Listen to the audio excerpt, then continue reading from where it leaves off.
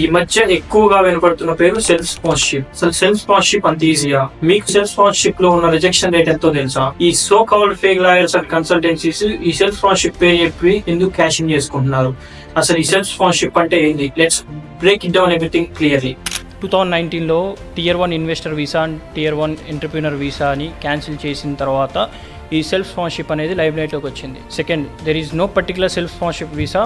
మామూలుగా మనం ఎగ్జిస్టింగ్ బిజినెస్కి ఎలా అయితే స్పాన్సర్షిప్ లైసెన్స్ వస్తుందో, స్పాన్సర్షిప్ లైసెన్స్ వచ్చిన తర్వాత కాస్ట్ ఎలా ఇష్యూ చేస్తారో, ఆ కాస్ట్ నుంచి మీకు ఎలా అయితే స్కిల్ వర్కర్ వీసా ఇస్తారో సెల్ఫ్ స్పాన్సర్షిప్ కూడా సేమ్ ప్రాసెస్. కాకపోతే ఇక్కడ మీరు యాజ్ ఎ న్యూ కమర్గా బిజినెస్ ఎస్టాబ్లిష్ చేసినప్పుడు మీరు లీగల్గా బిజినెస్ ఎస్టాబ్లిష్ చేసి ఆ బిజినెస్కి హెచ్ఆర్ అండ్ అకౌంట్స్ ప్రాపర్గా రన్ చేస్తా అండ్ యూకే సెటిల్డ్ పర్సన్ మీ బిజినెస్కి ఆథరైజ్డ్ ఆఫీసర్గా యాక్ట్ చేస్తూ అండ్ మీరు పెట్టిన బిజినెస్ నుంచి మీకు మీరు మినిమం శాలరీ పే చేసుకుంటా, స్కిల్డ్ ఆక్యుపేషన్ లిస్ట్లో నుంచి ఆ కోడ్ ప్రకారం మినిమం శాలరీ పే చేసుకుంటా లీగల్గా బిజినెస్ నడిపితే యాజ్ ఇట్ ఈస్గా మీకు స్పాన్సర్షిప్ లైసెన్స్ అనేది వస్తుంది. ఆ స్పాన్సర్షిప్ లైసెన్స్ నుంచి వచ్చిన కాస్ట్ ద్వారా మిమ్మల్ని మీరు స్పాన్సర్ చేసుకోవాలి. అలా కాకుండా మీరు ఒక షెల్ కంపెనీ రిజిస్టర్ చేసి పేపర్ మీద కంపెనీని పెట్టి మీకు పేరోల్ నడుపుకుంటా నీకు స్పాన్సర్షిప్ లైసెన్స్ వస్తుంది, ఆ లైసెన్స్ ద్వారా నిన్ను స్పాన్సర్ చేసుకుంటా అంటే యు ఆర్ బీయింగ్ మిస్గైడెడ్.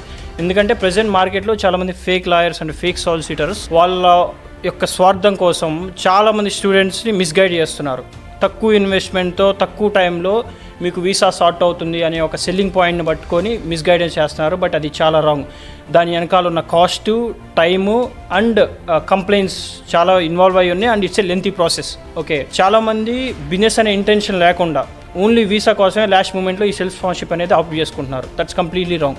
మీరు జెన్యూన్గా బిజినెస్ చేయాలనుకుంటే ఈ సెల్ఫ్ స్పాన్సర్షిప్కి మీకు ఇన్నోవేటివ్ ఐడియా అవసరం లేదు. Any kind of business, hotel, construction, manufacturing, IT, retail, any kind of బిజినెస్లో ఈ సెల్ఫ్ స్పాన్సర్షిప్ అనేది అప్లికబుల్ అవుతుంది. బట్ బయట మార్కెట్లో కంపెనీ ఎట్లయితే నడుస్తుందో ఎగ్జాక్ట్గా మీకు కంపెనీ యొక్క documents, legal procedures, UK complaints అన్నీ మీరు మ్యాచ్ చేసుకుంటా కంపెనీని నడుపుతూ అండ్ మీకు కాంట్రాక్ట్స్ అండ్ డాక్యుమెంట్స్ అన్నీ ప్రాపర్గా ఉంటే ఒకవేళ బ్యాక్గ్రౌండ్ చెక్ జరిగినప్పుడు మీరు పేపర్ మీద స్ట్రాంగ్గా ఉంటే మీకు స్పాన్సర్షిప్ అనేది పక్కా వస్తుంది. బట్ మార్కెట్లో చెప్పని విషయం ఏంటంటే ఈ సెల్ఫ్ స్పాన్సర్షిప్ వీసాలకి చాలా రిజెక్షన్ రేట్ ఎక్కువ ఉంది అండ్ దీని వెనకాల ఉన్న నెగిటివ్స్ ఎవరు మాట్లాడలేదు. So rather than that jobs try చేసి Tier 2 వీసా ఏదో రకంగా తెచ్చుకుంటే మీరు దానికి పెట్టే ఎఫర్ట్ Tier 2 వీసా కనుక పెట్టుకుంటే Tier 2 వీసాని తెచ్చుకోవడం ఇంకా ఈజీ. సో మీరు ప్రాపర్గా గైడెన్స్ తీసుకొని ముందుకెళ్ళండి. స్పాన్సర్షిప్ వీసా వచ్చిన వాళ్ళతో మాట్లాడండి.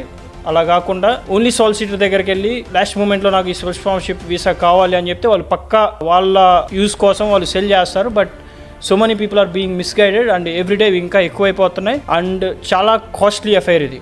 ఒక రకంగా చెప్పాలంటే ఈ సెల్ఫ్ స్పాన్సర్షిప్ వీసా అనేది costly affair. So be aware of these scams and make sure you are being properly educated and ప్రతి ఒక్కటి గవర్నమెంట్ వెబ్సైట్లో ట్రాన్స్పరెంట్గా ఉంది. Please go through all the details and already licence వచ్చిన వాళ్ళతో ఒకసారి మాట్లాడండి. So only intention is to spread the awareness and provide the proper information. Thank you.